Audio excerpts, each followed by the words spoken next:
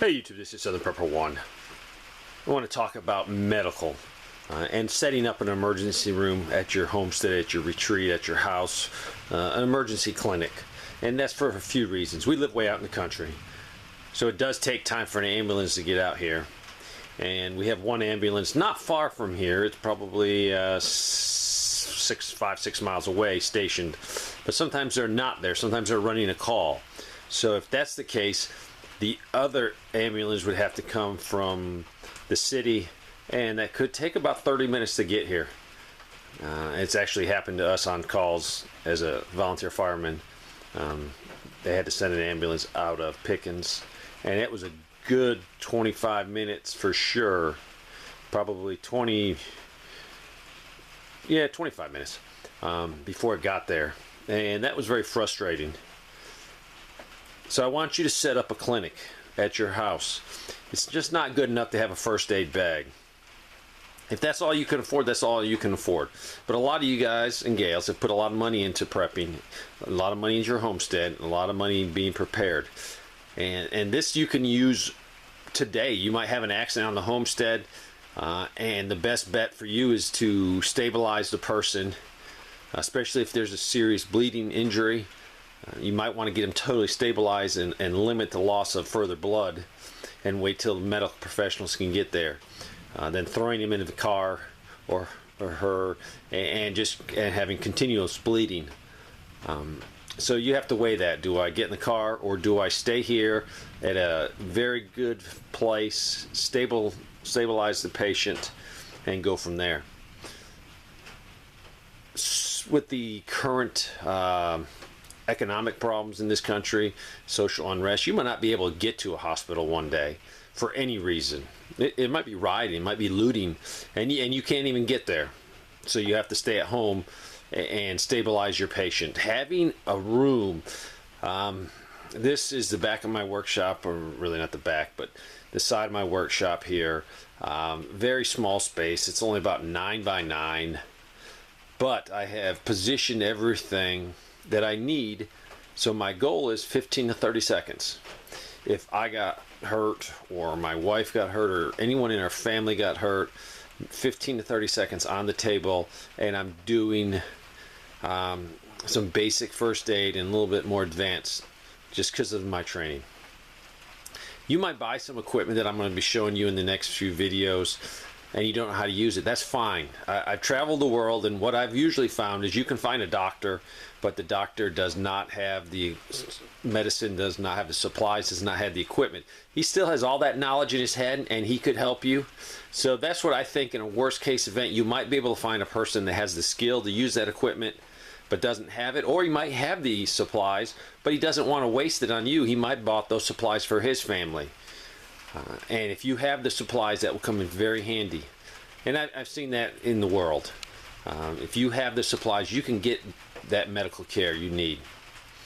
So that's the goal. So I'm going to show you a lot of stuff in the next few videos. Don't get discouraged if you don't have that, can't afford it. Do what you can do. But if you're a prepper that has covered all the bases, food and water, security, all those other ones, you need to think about a designated area. It doesn't have to be huge. It has to be big enough where you can have your medical supplies ready to go, not packed in boxes in the basement. I mean, 15 to 30 seconds grabbing what you need and applying hopefully life-saving first aid, or at least to stabilize the person until you can find someone with more skills. So let's go over what you're going to basically need. First of all is the space. Do you have space? And lighting. There's a lot of light in this room. I've also thought about, if we have no grid power, the solar system on this building can handle these lights, so I can have lights. Is the space you have, could you expand it? Right now you have room for one patient. Could you easily expand it by moving a few things and setting up a second bed? Your clinic that you set up might be the clinic for your neighborhood. There's a lot of pros and cons for that, and this really, I don't want to discuss that. My clinic would be used for my family or my close neighbors, because supplies would be critical. If I can't resupply some of my supplies, I have to think really hard. Do I use it on a neighbor or do I save it for my family? And everyone's going to have to answer that by themselves. Heating and cooling. Can I provide some form of heating and cooling in this space? How about you have access to water, hot water for washing your hands, sanitizing? Is there a restroom where people could use the restroom? Do you have space enough to store your supplies and your equipment? So basically what I have here is a military cot. Worst case, I would definitely, really can't do CPR on this cot. As you can see, it gives too much. But I have a piece of plywood cut. The only thing I got to do is paint it totally white. 3/4 inch plywood I could throw down on top of this, and that way I could do CPR, or I could do something that requires the patient to be very still and not be able to move around, and that's how I solve that problem. So it's sort of like a surgical table, improvised surgical table. Granted, I'm not going to be doing surgery, so don't comment, oh, I'm going to be doing, sometimes you might need to be removing things out of his splinter or something, or making him totally immobile so you can treat him, and that would give you a lot better advantage than this cot. This is a standard military cot, and it's designed, you can raise the feet, raise the head, so it does give you a lot of extras that you might need medically. You might need the patient to have his feet raised. You might need his head raised. So I have 2 of these, and I can expand my clinic if I need to. Have a whiteboard or something you can write stuff down, especially if you're keeping track of your patient, anywhere from respirations to blood pressure to his O2 stats. Whatever you need, you can put on this thing, and really everyone can see what's going on. Have a trash can. Next is, let's say hypothetically, let me try to get this in here for you. You got a patient that comes in. First thing you're going to do, right there, you need to have a pair of scissors handy, because a lot of times you're going to cut clothing off as fast as possible to expose the injury.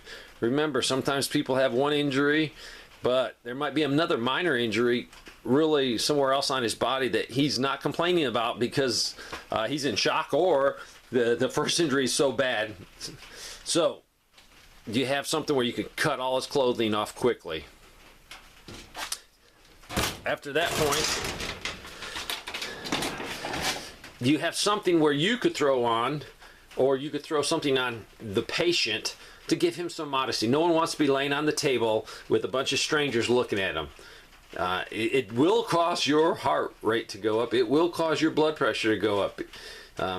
So simple gowns that can be purchased very, very affordable. Blankets. The reason you want blankets, because you're worried about also the person going into shock, so keeping them warm. Something handy to clean your hands. Yes, you need to wash them, but sometimes you don't have time to do that, so very quickly, some hand sanitizer. All these things need to be perfectly ready so you can use them without digging through something. All right, containers. You might be sick, you might have the flu, something for him to throw up, something that you can throw dirty things that you use, 4x4s, bloody things. These things need to be ready. Nothing beats baby wipes. All right, your patient's laying here, he can't move, he can't leave, but he has to go to the bathroom. You need to figure this out now. What are you going to use? You might not be able to get him off the bed. You might not be able to get him to a toilet because of his condition. So have a bedpan. If you don't have a bedpan, figure out what we can improvise for a bedpan and get it ready and get it there at your place so you're going to set up your clinic. You might not be able to have an actual room. You might just have to put all your clinic stuff in a closet. But that is going to be so much better than having it spread out through your house, because every second counts.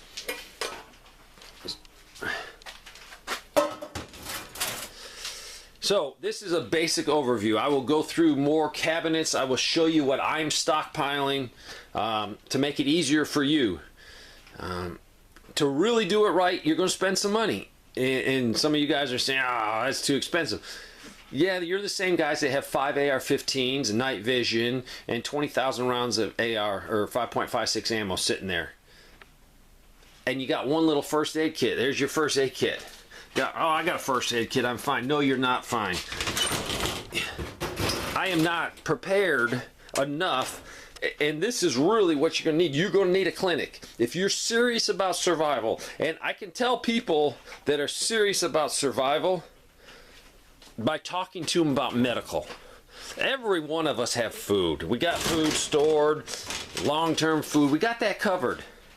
Medical is the key that I can tell if you're serious about prepping. You know, you got commo, you got your radios, medical equipment, supplies, and then training. So this is the first video. I just want you to think, where can I set up my emergency room clinic? My goal is 15 to 30 seconds. That's all it's going to take me to grab and start applying first aid to my patient. So start thinking about that. Thanks for watching.